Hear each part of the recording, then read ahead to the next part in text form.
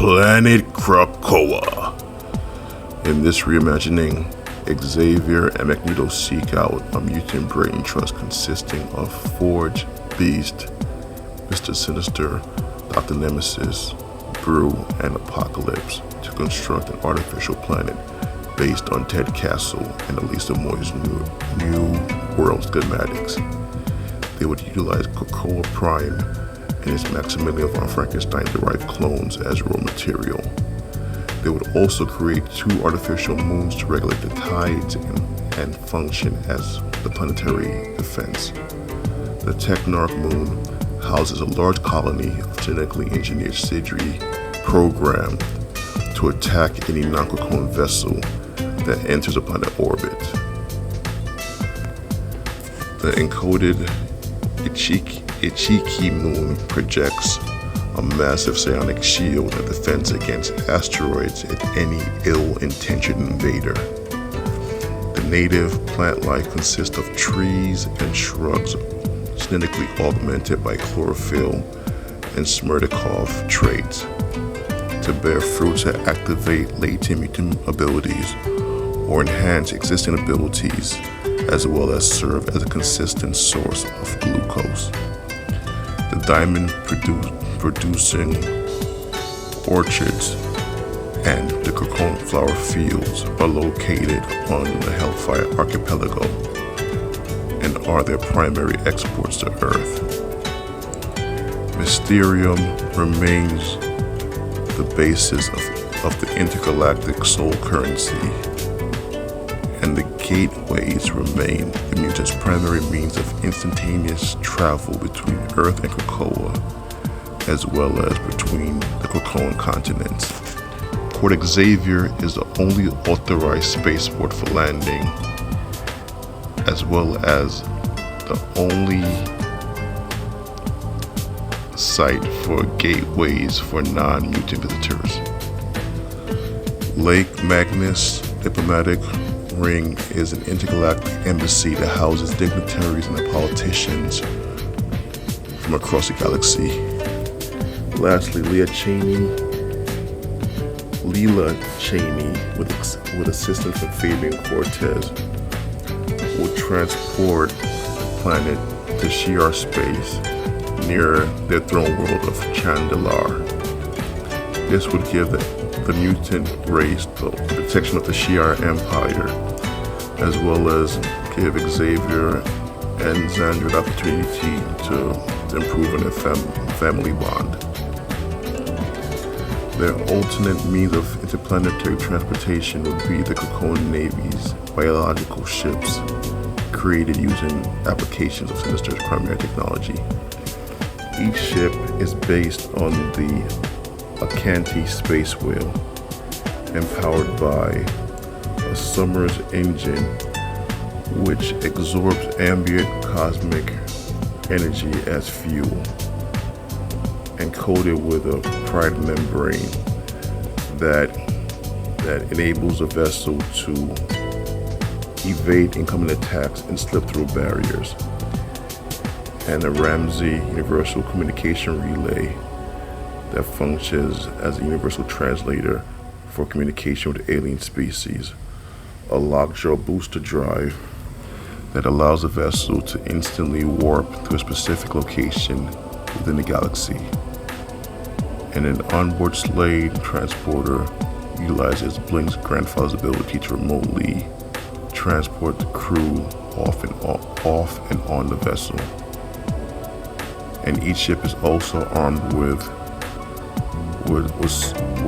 a Summers energy projector, which replicates Cyclops' optic glass, as well as Rushman Lebeau torpedoes, which are derived from Marrow's ability to grow bone shards and Gambit's ability to kinetically charge objects into explosives.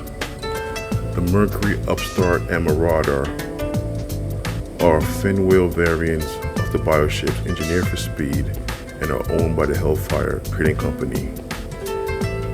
And Danger, Birdie, and Cecilia Reyes would oversee the Hellion Initiative, which is a rehabilitation program for unstable mutants and their transition into productive members of this new society through a combination of telepathic and virtual reality therapy sessions as well as medication. In addition, Cecilia Reyes worked with the Five to aid mutants who have adverse or destructive powers that they can't control, like the Melter, Orphan Maker, Gorgon, and Chamber. And a reformed nanny would be in charge of the mutant nursery that houses all the mutant children that were born after the mutant reproduction laws were established. And the Skrull mutants Cadre K would also find a home in Krakoa, and Frenzy will serve as their liaison to the general non-Skrull mutant population. The popular mutants like Cyclops, Marvel Girl, Wolverine, Storm would still have adventures on Earth, and the Treehouse would still be their UN-sanctioned consulate for Krakoa and their base. The rest of mutant kind would primarily be in Shi'ar space, interacting with known and unknown alien species. The X of Swords event would play out more or less the same way, but the ending would result in an artificial planet being created for the Iraqi mutant and also located within Shi'ar space. Trial of Magneto would remain unchanged. Scarlet Witch would still be recognized as a redeemer, and the mutant afterlife of the waiting room would also still be created. And the relationship between Krakoa and the Kree-Skrull Alliance would lead to the immigration of Skrull mutants to Krakoa, because Krakoa will be a place that welcomes mutants regardless of their native race.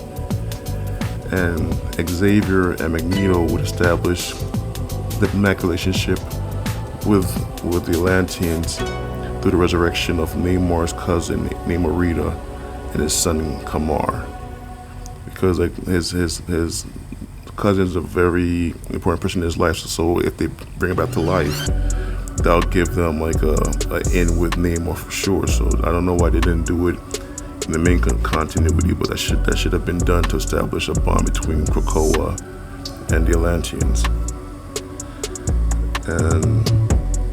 And the AXE, the Avengers X-Men Eternal event wouldn't occur because mutant kind is no longer on Earth, and the resurrection protocol is unknown to the general human and eternal population. Orchis would still remain an enemy because of its ultimate goal of machine dominance and ascendancy. But since the mutants are gone, their focus would be eliminating the superhuman community, so nobody could stand in their way of ultimately being absorbed by the Phalanx.